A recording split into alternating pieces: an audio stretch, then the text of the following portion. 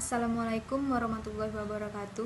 Perkenalkan, nama saya Lucy Handayani, NIM C0D018019, kelas F Perpajakan 2018.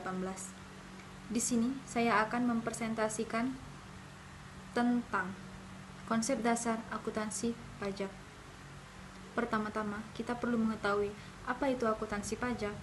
Akuntansi pajak adalah sebuah aktivitas pencatatan keuangan pada sebuah badan usaha atau lembaga untuk mengetahui jumlah pajak yang harus dibayarkan. Akuntansi pajak tidak memiliki standar seperti akuntansi keuangan. Akuntansi pajak hanya digunakan untuk mencatat transaksi yang berhubungan dengan perpajakan. Apabila terdapat perbedaan antara ketentuan akuntansi dengan ketentuan perpajakan untuk pelaporan dan pembayaran pajak, maka Undang-Undang Perpajakan memiliki prioritas untuk dipatuhi agar tidak menimbulkan kerugian material bagi wajib pajak yang bersangkutan. Kemudian ada fungsi dan tujuan dari akuntansi pajak. Akuntansi pajak memiliki fungsi sebagai dokumentasi perpajakan tahunan yang bisa dipakai untuk perbandingan dan mengetahui riwayat keuangan perusahaan. Yang kedua, berfungsi sebagai laporan keuangan resmi yang bisa kita paparkan saat ingin mendapatkan investor atau kegiatan publikasi lainnya. Yang ketiga, sebagai bahan analisis untuk mengetahui besar pajak yang harus dibayar perusahaan atau lembaga keuangan di masa yang akan datang.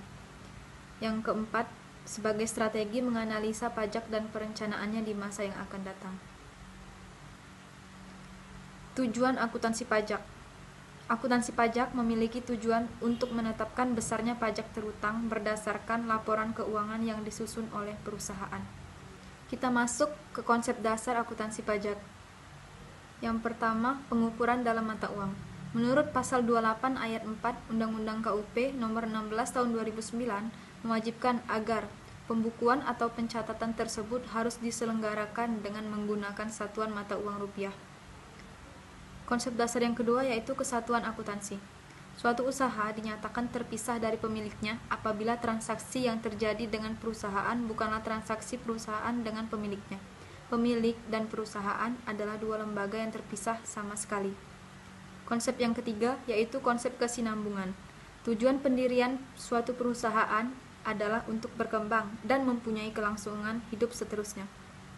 Yang keempat ada konsep konservatisme. Dalam konsep ini, penghasilan hanya diakui melalui transaksi, tetapi sebaliknya, kerugian dapat dicatat walaupun belum terjadi. Yang kelima, konsep mempertemukan biaya dan penghasilan. Laba neto diukur dengan perbedaan antara penghasilan dan beban pada periode yang sama. Hal ini mengacu pada pasal 6 ayat 1 Undang-Undang PPH nomor 36 tahun 2008. Yang keenam, ada konsep nilai historis. Transaksi bisnis dicatat berdasarkan harga pada saat terjadinya transaksi. Dengan konsep ini, maka harta dicatat sebesar harga perolehannya, sesuai dengan pasal 10 ayat 6 Undang-Undang PPH nomor 36 tahun 2008. Yang ketujuh, ada periode akuntansi. Periode akuntansi sesuai konsep kesinambungan, yang mana mengacu pada pasal 28 ayat 6 Undang-Undang KUP nomor 16 tahun 2009. Yang kedelapan, ada konsep realisasi. Menurut konsep ini, penghasilan hanya dilaporkan apabila telah terjadi transaksi penjualan. Penambahan kekayaan yang masih belum terjadi tidak dapat diakui sebagai penghasilan. Hal tersebut sesuai pasal 4 ayat 1 Undang-Undang PPH nomor 36 tahun 2008. Yang kesembilan, ada konsep materialitas. Konsep ini diatur dalam pasal 9 ayat 2 Undang-Undang PPH nomor 36 tahun 2008. Dan yang terakhir, ke-10, konsep taat asas. Dalam konsep ini, penggunaan metode akuntansi dari satu periode ke periode berikutnya haruslah sama. Konsep ini mengacu pada pasal 28 ayat 5 Undang-Undang KUP nomor 16 tahun 2009. Selanjutnya, karakteristik informasi dalam laporan keuangan. Laporan keuangan mempunyai 4 karakteristik informasi. Yang pertama, itu relevan. Dikatakan relevan jika informasi yang disajikan dalam laporan keuangan dapat mempengaruhi keputusan ekonomi pengguna, yaitu membantu mereka dalam mengevaluasi kejadian masa lalu dan masa kini, serta dapat mengoreksi atas hasil evaluasi di masa lalu. Yang kedua, dapat dipahami.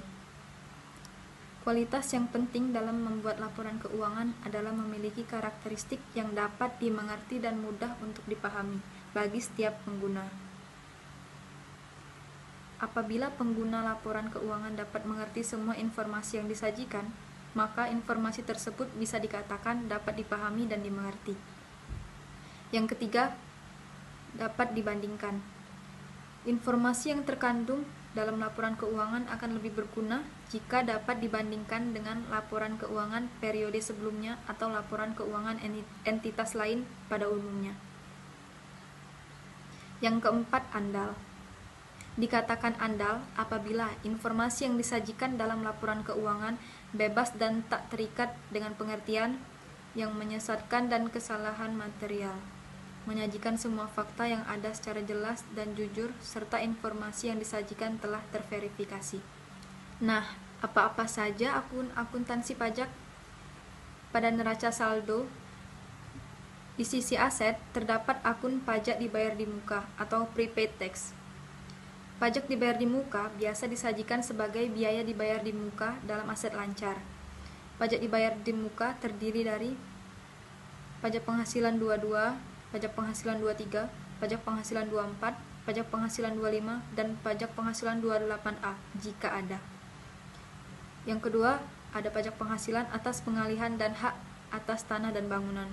Dan yang keempat itu PPN pajak masukan.